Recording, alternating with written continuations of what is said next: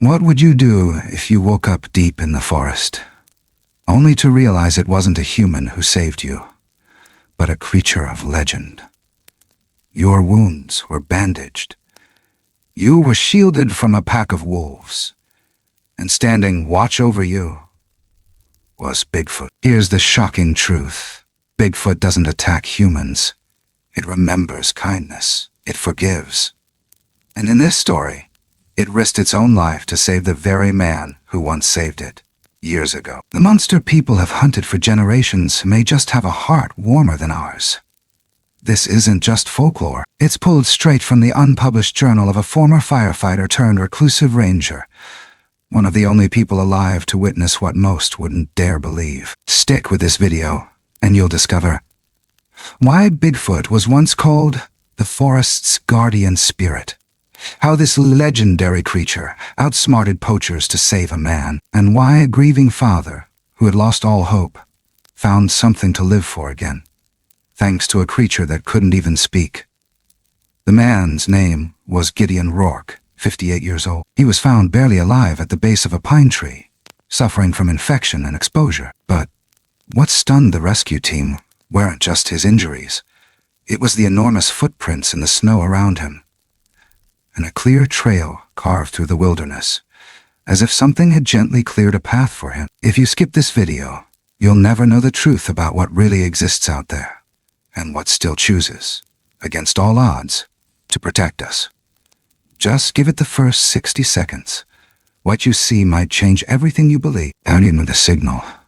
A short, broken voice message crackling through static. There's something strange. I'll check it out. Then nothing. Just silence, the kind that makes your spine stiffen like it heard something your ears missed. I was that voice. My name is Gideon Rourke, and I've walked enough forest miles to know when something's wrong.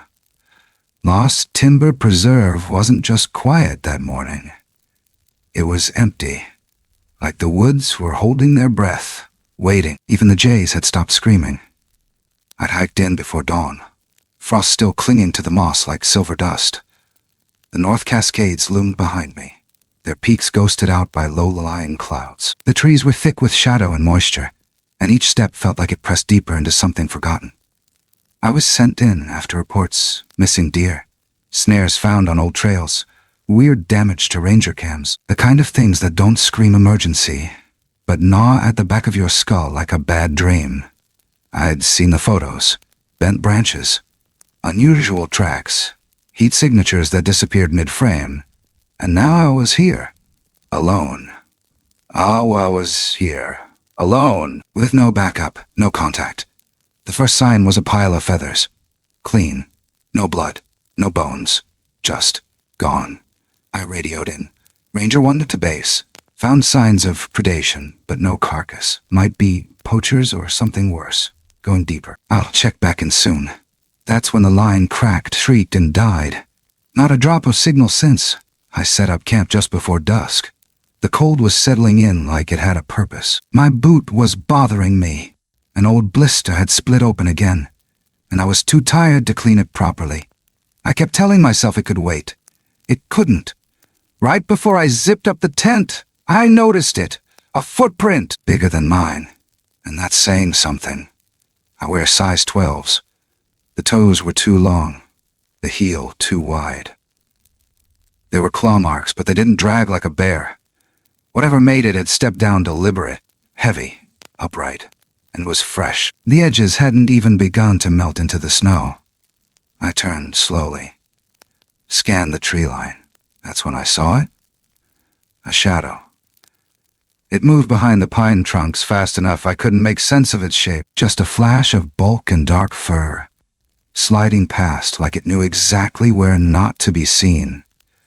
My body reacted before my brain caught up. I grabbed my flashlight, left the tent half closed, and sprinted. Dumb, I know. But curiosity and fear are a dangerous mix. They make you chase things you shouldn't. I pushed through underbrush, heart pounding like a war drum, light flashing, branches whipping. Then my leg buckled. I dropped hard. Pain exploded through my calf. I'd stepped wrong. That old blister had cracked wider, dirt in the wound, and the infection must have already been in full bloom. I tried to stand, but the dizziness hit like a wave. My vision doubled. Breathing got shallow. The cold was in my bones now, not just on my skin. I crawled to the nearest tree, slumped against its base, blood soaked through my pant leg, sticky and black in the dying light. My hands were shaking too hard to work the zipper on my jacket. I remember insects, buzzing. Little wings crawling across my fingers like they already knew. I wasn't going to make it through the night, and somehow I knew, whatever was out there, it hadn't left. The woods around me weren't still anymore. They were listening, alive, and I was too weak to care. The last thing I saw before my head slumped forward was something massive standing just beyond the ridge. Not moving, watching. A shape broader than any man, with shoulders like fallen trees. It didn't run. It didn't roar. It just waited. And then, everything went black. When you come that close to the edge, really close, you don't always fall. Sometimes the forest catches you. But not the way you think. I came to with a jolt, but it wasn't from pain. It was light, that kind of soft, dappled light you only get when the sun's trying to push through a forest just after dawn. The kind that glimmers like it doesn't belong. For a moment, I didn't move. My body was numb. The kind of numb that doesn't panic you. It just makes you quiet. A stillness that sinks into your ribs. Then I saw it. Not clearly, but just enough. Something was crouched near me. Broad shoulders covered in dark, tangled hair, long arms. A shape that shouldn't exist in a place where the map ends. My breath caught, shallow and raw. It didn't speak. Didn't grunt or growl or make a sound. It just hovered there for a second, studying me. One massive hand reached out, then paused. Like it changed its mind, and pulled back. The next blink, it was gone. I thought I'd imagined it. Hallucination from dehydration, infection, whatever was going on inside my leg. But when I turned my head, the scene around me wasn't what I left behind. I wasn't at the base of that same tree anymore. Someone, or something, had moved me. I was near a creek. Cold water whispered over smooth stones, just inches from my fingertips. Above me, branches had been carefully stacked and angled to cast shade over my body. Not random fallen limbs. They were placed, deliberate, like someone wanted to shield me from the sun. Around my leg, someone had shoved bundles of fern leaves, packed tight with river mud. Primitive, sure. But damn if it didn't feel like the wound hurt a little less. That's when it clicked. This wasn't human. No ranger moved me. No hunter.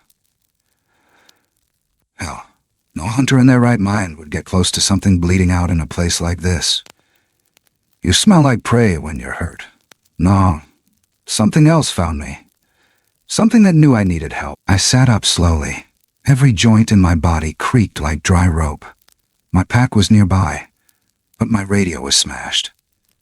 I don't remember dropping it. Maybe I never did. Maybe it was crushed. I tried to get to my feet, failed, then dragged myself toward a tree to lean up. That's when I saw them. On the ridge, maybe 40 yards off, framed by a wall of mist and bare, moss-laced trunks, they stood like statues. 3 of them. One was tall, even from this distance. The kind of tall that makes your instincts shrink. Beside it, a smaller figure hunched forward slightly, eyes glowing faintly amber in the shadows. And next to her, a kid. I didn't know what else to call it. A kid, the smallest of the 3. Thin limbs, a round face half hidden in shaggy hair. It shifted its weight from one foot to the other like it wasn't used to being still. Then it waved. I heard. Thought maybe I hit my head, but it waved again. Slow, curious, not fearful. I didn't wave back. I was too stunned, My fingers just gripped bark. My throat burned with 100 things I wanted to say, but I stayed frozen in place. Then the air changed. From deeper in the forest, a sound rose. Low at first. Long. Haunting. It wasn't a howl. It was a chorus. Wolves. At least 6 or 7. Close. I knew that sound from fire seasons back when they'd skirt burn zones looking for easy kills. But this wasn't just hungry. This was territorial. The tall figure shifted. I could see its chest rise, see the movement even from here. And then it stepped forward. 1 step. 2. It drew in breath so deep I could feel it from where I was. Then it let loose a roar. No, not a roar. A growl that started low and rolled like thunder, vibrating through the trees. Deep, steady. Not panicked, not aggressive. A warning. And God help me, it worked. The howls stopped, just cut off. That old stop! Silence dropped over the forest like a curtain. A minute passed, then another. I never saw the wolves, but they didn't come closer. And neither did the creatures on the ridge. They didn't approach, didn't try to interact. They just stood there, watching. And when the mist began to thicken again, they turned, one by one, and vanished into the trees. I sat there for what felt like hours, just listening to the stream, the wind, the empty hush where wild things should been. My leg throbbed, but it wasn't agony anymore. Just enough to remind me I was alive. I wasn't sure what I'd seen. I wasn't even sure if I was meant to see it. But something inside me knew. Been spared, not rescued. Not captured. Spared. Because the thing people don't understand is... Predators don't shade you from the sun. They don't bandage your wounds. And they damn sure don't wave. These things, whatever they are, don't fit into the world the way we know it. And maybe that's why they're still here. Because I don't belong to our world. But maybe, just maybe, they still remember what it's like. I leaned back against the bark, closed my eyes, and let the breeze pass through my hair. It smelled like pine and river and something else. Something musky, feral, familiar in a way I couldn't name. I whispered under my breath, "Thank you." And for a long while, the woods stayed quiet, but not empty. Never empty. Somewhere out there, eyes watched. Silent, listening. Not with fear, but with memory, because something out there remembered me. And I was starting to remember it too. I don't know how long I lay there by that stream, half awake, half dreaming. Time gets strange when you're that close to the edge. The forest isn't measured in minutes, just in breath and heartbeat and whether you're still able to feel your fingers. But sometime between the trembling sun climbing higher and the cold beginning to lift from my skin, I started remembering, not just where I was, but who I'd been, and the thing I'd tried so hard to forget 15 years back. Different forest, different man. I was fresh out of the fire academy. Still smelled like smoke and adrenaline most days. My first wildfire season had run us straight into a mess in Skagit County. Arson, dry brush, wind that moved sideways. We barely kept it off the highway. After the last flames were knocked down, we were ordered to comb the edge lines. Search for flare-ups. Hidden danger. That's when I found it. I'd been walking alone, about a mile from base camp, when I saw the trap. Just steel wire strung low between trees, almost invisible unless the light hit it just right, meant for something big. Poachers had been operating nearby, illegally, dangerously. But we weren't supposed to engage, just report. Except there was already something in it. It wasn't a bear. It wasn't a cat. It was smaller. about the size of a 6-year-old child, curled tight, trembling, covered head to toe in dark brown fur. I froze, heart punching against my ribs. I thought it was dead at first, until it looked up. Those eyes, I'll never forget them, wide and terrified, too human. Quite right. And yet, familiar in a way I didn't have words for. There was blood around its ankle where the wire bit in. Its breath came in short, fast bursts, mouth open just slightly, not from aggression, but panic. And I knew right then, this wasn't something I could report. I knelt, careful. I didn't speak. I don't know why I didn't. I just knew instinctively that it wouldn't help. My gloves were slick with sweat. I reached for my multi-tool, hands trembling more than I wanted to admit. The wire had twisted hard into the creature's leg, but not so deep I couldn't cut it. The metal snapped with a soft ee-ping that echoed like thunder. It didn't run, it just stared at me, frozen in place, breathing hard. I reached out slowly, palms up, let it see my hands. Its head tilted, confused. It flinched when I touched the fur near its foot, but didn't pull away. I pressed gauze from my kit around the wound, did my best to tie it down. When I backed up, it watched me, still not moving. Then I nodded. A little nod, like saying, "Going." It blinked once, then turned and vanished into the trees like smoke. I never told anyone. Back then, I told myself it was fear. Afraid they'd call me crazy, pull my credentials, put me on desk duty until I cracked completely. But looking back now, I think it was something else. Some part of me understood that if I spoke it out loud, it would make it less a real awe. Or maybe too eerie, real, like waking a myth that should have stayed asleep. And now, here I was, 15 years later, sitting half broken in another stretch of woods, with that same impossible breath still lingering in the branches.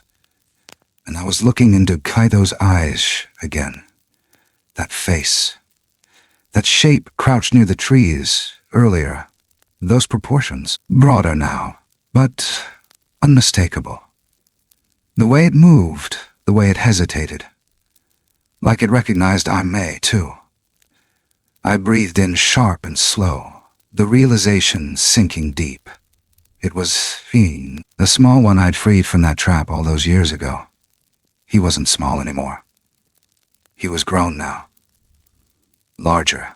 The way I once saved him. I didn't even realize I was crying until the tears reached my lips. They tasted like ashen pine. The air around me was still. No birdsong, no wind. Just the hush of trees holding their breath. This wasn't a monster, not a myth. It was memory. A living memory that had never let go. I looked up again, searching the tree line. They were gone now. I knew better than to try following them. I could barely walk, but I didn't need to see them to feel them. They were close, watching, not out of curiosity, out of care, because they remembered. And I finally let myself remember too. I whispered the only words I had left in that moment. You remember me, don't you? And somewhere, in the soft rustling of pine needles high above, I swear something answered. Not with words, but with presence. That live beyond the edges of what we let ourselves believe. They don't ask to be found.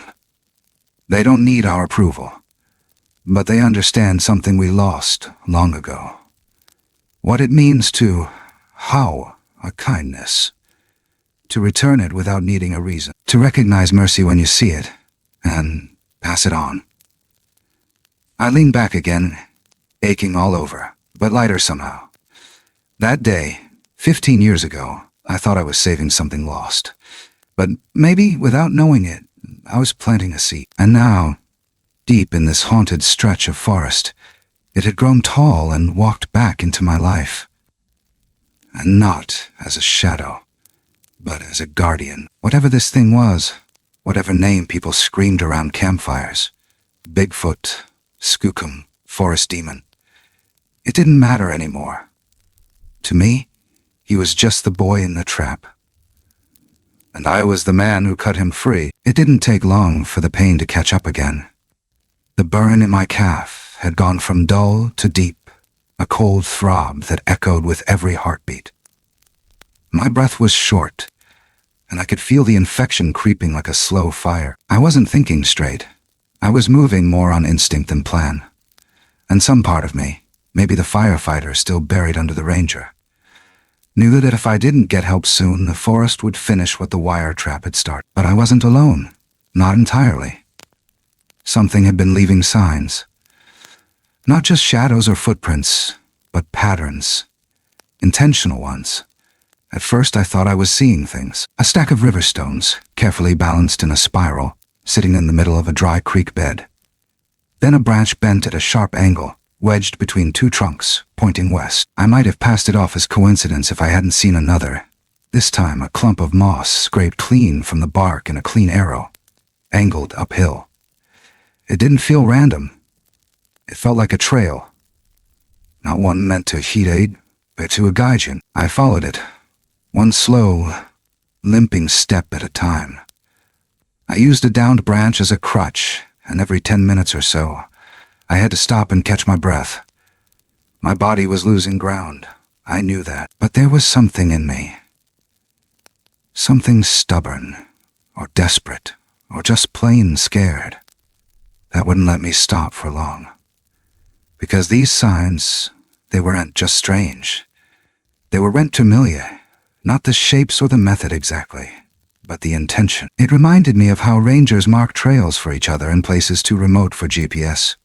Simple logic, visibility, direction. Someone, or something, was doing the same for me. And that's when I stumbled across the trap. It was strung low between two firs, tension wire, camouflaged, industrial. Someone knew what they were doing. This wasn't a homemade poacher setup. This was military grade, hidden motion cams, synthetic scent lure on the trees, even a tag marker on a nearby rock. They weren't hunting animals. They were hunting and want anyone to find first. Something they didn't want anyone to find first. I felt a chill spread through my ribs that had nothing to do with the cold. I turned slowly, scanning the woods for movement. The forest felt wrong again. The same silence. That same unnatural pause in the pulse of everything. And then I saw it, not far. Maybe 30 yards ahead, crouched low in the bramble. One of them. A man. Rifle in hand, full camo, mask over his face. His eyes tracked fast, predator fast. I could tell the moment he spotted me, he lifted his rifle. And before I could even yell, I felt it, like a sting in my shoulder. Then a sudden, thick weight in my limbs. Dart. My knees buckled. I hit the ground hard. The world blurred. My muscles refused to answer. I tried to crawl, but everything moved in slow motion.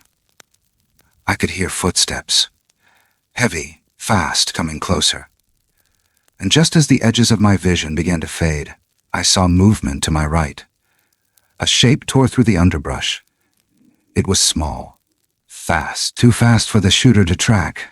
The Bigfoot kid.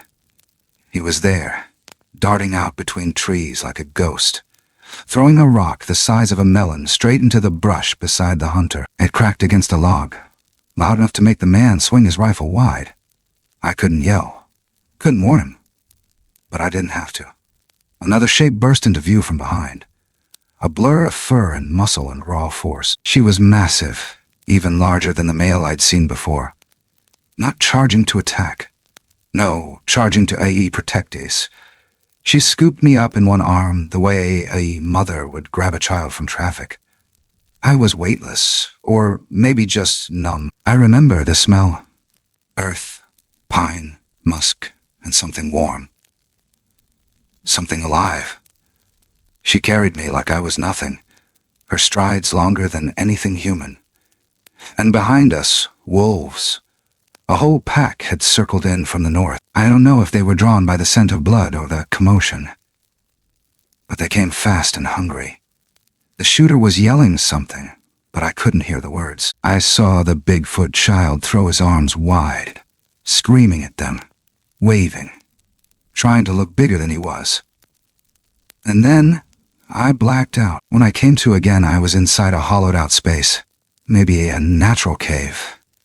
Maybe something shaped by hands I still don't fully understand. My leg had been cleaned, packed again with herbs and moss. Cool stones rested beneath my back, and steam from a nearby pool filled the air with damp warmth. Outside, faint growls echoed through the trees, but they didn't come closer. Someone had scared them off. No, I lay there, staring up at the jagged ceiling, my breath shallow but steady. And for the first time since this nightmare began, I wasn't afraid, because I knew what had just happened. The child I'd once freed from a wire trap had risked everything to draw fire away from me, had stood between me and teeth, between me and death, the way I had once stood between him and pain. And the mother, she hadn't hesitated either. She didn't know who I was, didn't owe me a damn thing, but she carried me like I mattered, like I was already part of something I hadn't even understood yet. This wasn't survival. This was something else. And as the night closed in again, and the world outside rumbled with distant storms and dying howls, I felt something shift in me. I wasn't a stranger in these woods anymore. I was a name remembered, a kindness returned, a piece of an old story, still unfinished, still unfolding.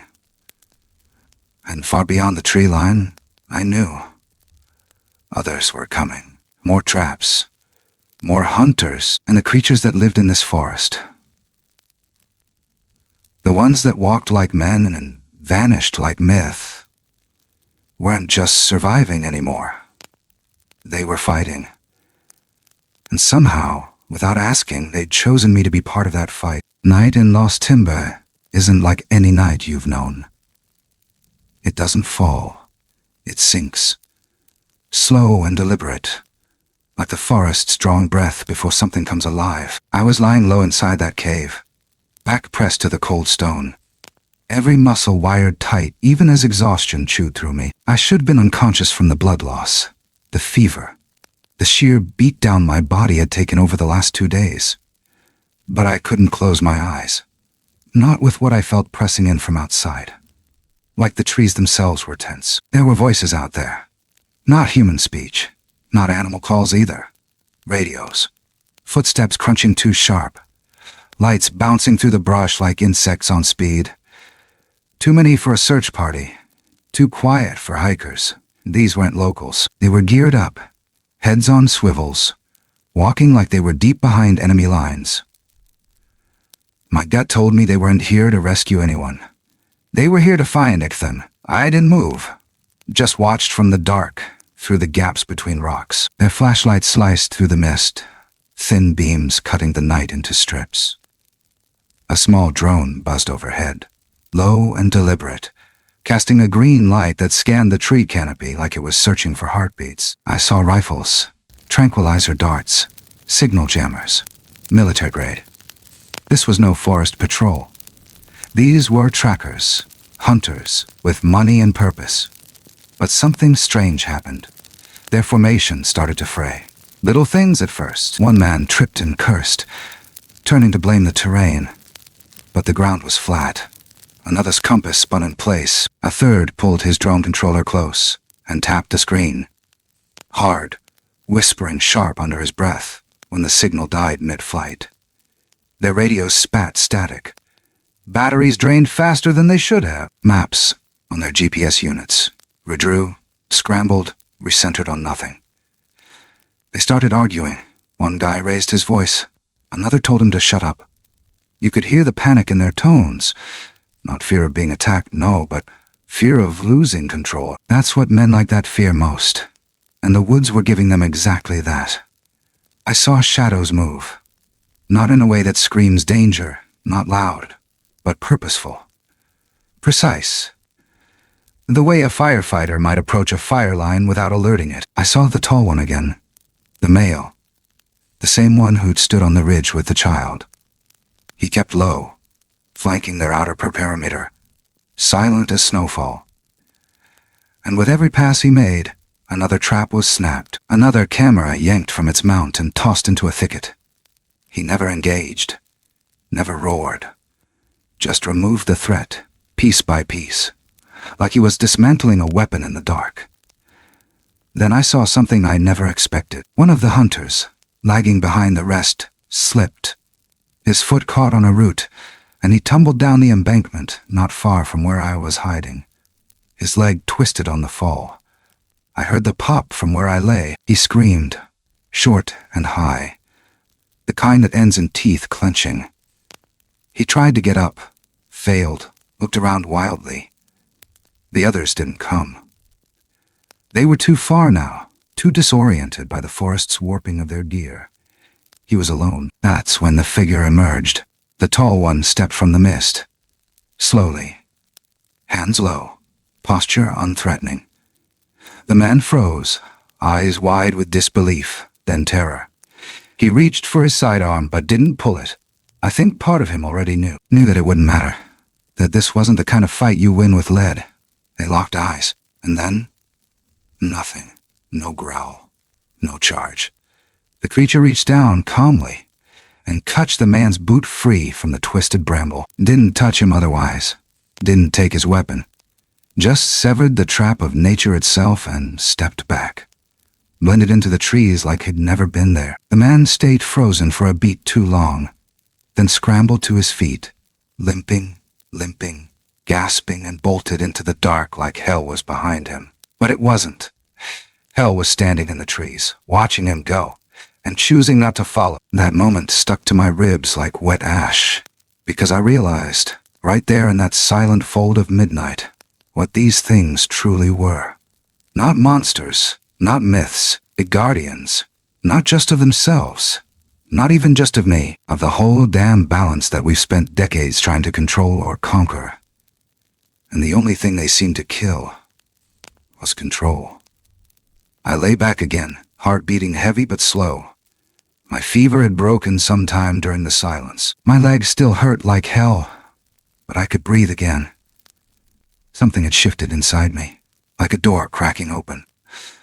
I'd gone into this forest thinking I was the one with purpose, thinking I was supposed to find something. But the truth was, I was meanting to be found. And outside, as the last of the drones blinked dead and the hunters began shouting in circles, I felt the forest begin to breathe again. Not loud, not triumphant, just whole, like something old had decided tonight wasn't the night for vengeance. Like someone, somewhere, had been watching long enough to decide. Some humans are still worth keeping alive. And I was one of the lucky few. The air stayed still for a while, long enough that I thought the story might be ending. But then came the distant sound of fresh boots crunching leaves and another light sweeping through trees I hadn't seen disturbed before. More were coming, and this time, I wasn't sure mercy would last. It was the sound of rushing water that brought me back. The creek nearby, tumbling over rocks, soft and constant like a whisper in my ear. I remember opening my eyes to light, not morning light, but filtered, soft, shifting through trees. The kind of light that dances just before dusk when the sky is losing its color. I was lying on my side, half covered by branches, packed leaves, and layers of cool, damp moss. It wasn't random. Someone had placed them with care. Like camouflage. Like shelter. The pain in my leg was there, but dulled. Something cold had been pressed against it. I turned slightly and saw pieces of crushed fern packed beneath a stone, wedged gently into the wound like a poultice. It didn't feel like human hands had done this. And yet, it didn't feel clumsy either. I tried to sit up. My body ached in places I didn't know could ache. But I managed. I was by the water now. Clear stream, quiet valley, nothing but trees on all sides. No tents, no traps.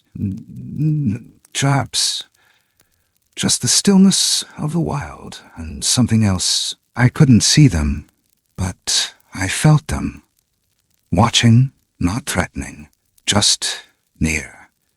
Then I heard voices, distant at first, muffled, rising over the hill behind me. Human voices. One of them was calling out my name. I froze. It didn't make sense. I hadn't activated my beacon. My radio had been busted. There'd been no way to get a signal out. And yet, someone was calling for me.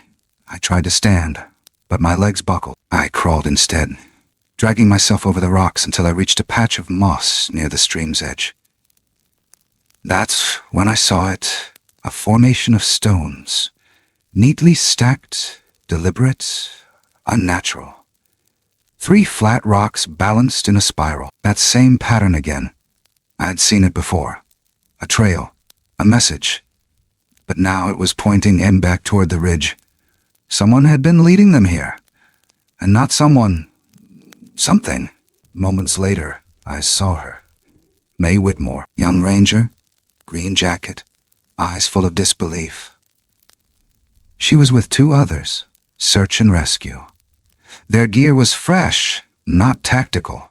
No rifles, no tranquilizers, just backpacks, water, flares. I wanted to speak, but my throat was raw. Maya dropped to her knees beside me, eyes flicking to the bandages. The moss. The still smoking fire someone had left near my side. What the hell? She whispered. I tried to shake my head. Nothing made sense. Not yet, but I grabbed her sleeve and whispered, "Don't film it," because she'd already started to reach for her phone. That automatic move people make now. Proof, evidence, viral moments. But I couldn't let her do it. Not this. Not to even. Not this. Not to... She froze, then nodded. Quiet understanding passing between us like breath. They lifted me gently, half carried, half dragged back toward the ridge, and that's when I turned. Up the slope through a break in the trees, I saw it, a figure, just one. Still a stone, framed by mist and sun, standing with the last golden light outlining its frame. Not hiding, not running, just standing, watching. The same dark fur, the same broad shoulders. I couldn't see his face this time, but I didn't need to. I got in on him, and on his back, arms curled tight around his neck, was the child. Head resting sideways, watching me go. Not sad, not scared, not aware. May didn't see them. She glanced once, turned her head and frowned like she'd caught movement she couldn't place. But they were already fading, slipping between trunks, like ghosts carried by silence. Later, when the medic checked my leg, he asked who dressed the wound. He said it was field-ready, clean, packed with antiseptic plants, even pressure-wrapped in layered bark and moss. Better than most rookie EMTs would have managed under stress. I didn't answer him. Back at base, the questions came fast. Where'd I go? Why'd my signal vanish? How'd I survive the exposure? They wanted timelines, names, clear answers. But the truth didn't fit inside a report. There was no line in the paperwork for rescued by the unknown. No checkbox for cared for by creatures we've only feared. And I sure as hell wasn't about to give them what they wanted most. A picture, a video, something they could plaster on screens and sell back to the world as proof. Because proof destroys what faith protects. Some things aren't meant to be caught, or studied, or understood on command. Some things just Gary. And out there, in that stretch of forest, so deep the light forgets how to fall, something moved to help me. Not because I was special, not because I deserved it, but because once, long ago, I saw a child in pain and freed him from wire. I walked away without asking for anything. And somehow that was enough. So when they asked me how I'd made it back, I just smiled. Something in the trees must have been looking out. They laughed, thought I was being poetic, tired, half crazy. But that night in my bunk I saw the marks again. On the ledge outside the ranger's station window, a new spiral of pebbles laid carefully along the sill. Small, balanced, delicate. They hadn't said goodbye. Not yet. Not for good. Some nights you don't sleep, you just drift. You listen to the walls creak, to the wind wrap around the cabin like it's trying to remember something. You wait for silence, but the silence feels like a presence, not a peace. That night I didn't close my eyes. I just lay there on that narrow ranger cot, staring up at the slats above me, the weight of everything still pressed into my ribs, like it hadn't quite let go. Outside, the woods were still. Not quiet. Still, it's different. Quiet can be broken. Stillness waiting. I got up, legs stiff, body slower than it used to be. The fever had left, but it took a part of me with it. Maybe the part that thought the world could still be labeled in facts and categories. I poured a glass of water and stood by the window. Nothing out there but pines and mist. The porch light barely reached past the railing. I stared into the dark longer than I meant to. And then I saw it. Not a body, just movement, a shimmer between trunks, a shift in shadow. For half a second my heart caught. But nothing stepped forward. No shape, no eyes. Just presence. I sat back on the edge of the bed, wrapped the blanket around my shoulders, and let my head fall into my hands. I didn't know what I was anymore. A ranger? A witness? A liability? I hadn't written a report. I told the rescue team as little as possible. But deep down, I knew I was holding back more than information. I was holding something sacred. Not because I was afraid of not being believed, but because for the first time in my life, I understood what it meant to keep something safe by not speaking it into the wrong air. That night, I dreamt of snow, thick and soft, clinging to trees like memory. In the dream I was walking, barefoot, across a frozen forest floor. No pain, just silence and cold. And ahead of me, crouched in a clearing, was the child. Not a monster, not a myth, just a boy, fur matted, breath steaming, eyes watching me the way only someone who remembers can. He didn't speak, didn't need to. He lifted one hand, palm facing out. I did the same. A gesture I hadn't realized I'd taught him. 15 years ago, in the Fireline Woods, when I set him free, I'd done it without thinking. And he had remembered. Then he turned and walked into the mist, vanishing before his feet even left tracks in the snow. I woke up crying, not loud, just wet eyes, and a chest that felt too tight. I got dressed slowly, made coffee I didn't drink, and stepped out into the morning cold. It hadn't snowed, not here, but the air smelled like it wanted to. Frost curled around the porch posts. The mountains in the distance were half swallowed by clouds. I walked to the edge of the forest. No reason, no plan, just drawn. The place they'd found me, by the stream, beneath the shelter of pine and stone. It wasn't far. I knew the path now, not marked on any map. Just gut and memory. I reached the ridge by mid-morning. Fog lingered in pockets, shifting like it was hiding something it loved too much to share. I stopped at the ledge, the same one I'd looked up at, barely conscious when I saw them standing there as a family, and that's when I saw it again. In the snow, melting fast under the weak sun, were footprints. 3 of them, one large, one smaller, and one tiny. They weren't fresh, but they were real. I stepped closer and saw, just beside them, a ring of stones, small, delicate, placed with care in a spiral shape that hadn't changed.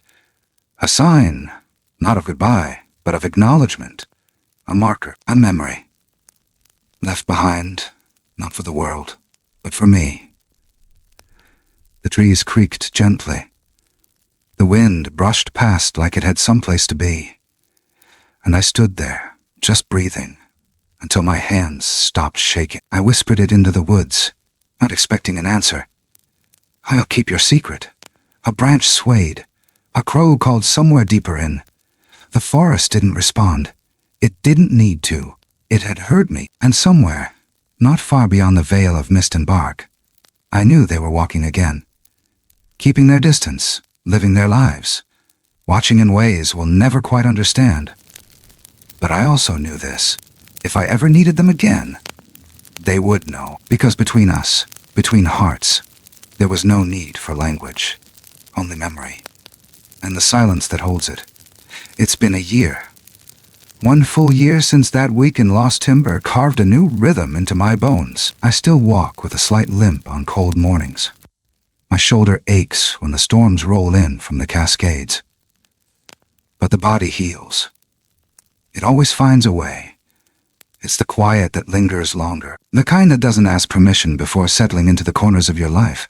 And somehow, I've come to welcome it. I stayed, didn't plan to. They gave me the option to transfer. Offered me a safer district, even a desk job with benefits and cleaner hours. Said I'd earned the right to rest, but I said no. Something in me couldn't leave these trees, couldn't walk away from this stretch of land that had once cradled me like I was one of its own. You don't turn your back on something that's carried you out of the dark. So I stayed. Same ranger station, same trails, but I walk them differently now. Slower, quieter, not to patrol, not to track. To listen, to remember. I never filed the report, not officially. The Forest Service has a folder with my name on it. Half full, padded with vague statements and careful omissions. They let me be. Maybe they sensed something changed. Maybe they saw the way I looked past their questions. Or maybe they didn't want to know. Some truths make the world too complicated. Easier to bury them under paperwork and policy. But I remember. Everything. I remember how the shadows moved when they shouldn't. How the cold felt gentler when they were near. How the moss was placed beneath my wounds with hands that had never known a first aid kit but knew healing all the same. I remember how they never tried to speak because they didn't have to. And I remember that last day. Before I left the ridge, I looked back, up toward the thinning mist. And there he was, the father, standing tall, still, almost hidden in the folds of pine and snow. One hand resting gently on the child's back, the other hanging low at his side. They weren't waving. They didn't need to. Their presence said enough. A farewell, a thank you, a promise kept in silence. And then, like all sacred things in the wild, they were gone. I still think about the child sometimes. What he'll grow into. What kind of world will be waiting for him when curiosity wins out, and he steps too close to ours again. Whether he'll remember me not, just as the man who once cut him free, but as the man who kept his world secret when the whole world was hungry to rip it open. I hope he does. Some nights, I still see those spirals. Not many. Just 1 or 2 left along the tree line. Balanced rocks. A bent branch. Quiet signals that mean nothing to anyone else but stop me cold. They're not warnings. Not paths. Just gun marks. Little reminders that I'm not walking these woods alone. Last week, I found one right outside the station. On the porch rail. 5 stones. Small. Stacked. I didn't touch it. Just looked. Nodded. Let the wind carry the moment wherever it needed to go. Some folks think this world only moves forward. That we leave the past behind us like footprints swallowed by rain. But I know better. There are places where memory clings like lichen to bark. Places where kindness doesn't rot away in time. It roots itself, grows strong, walks on 2 legs in the dark. These woods remember, even if the world doesn't. And me? I'm just the man who got lucky enough to be remembered too. Sometimes, the most extraordinary truths don't need to be shouted. They don't come wrapped in headlines or caught on camera. They live quietly. Rooted in the spaces between words, in the stillness of trees, in the soft thud of footsteps that leave no trace. There are places in this world that hold on to silence like it's sacred. Places untouched by the rush of progress, where time doesn't push forward but folds gently in on itself.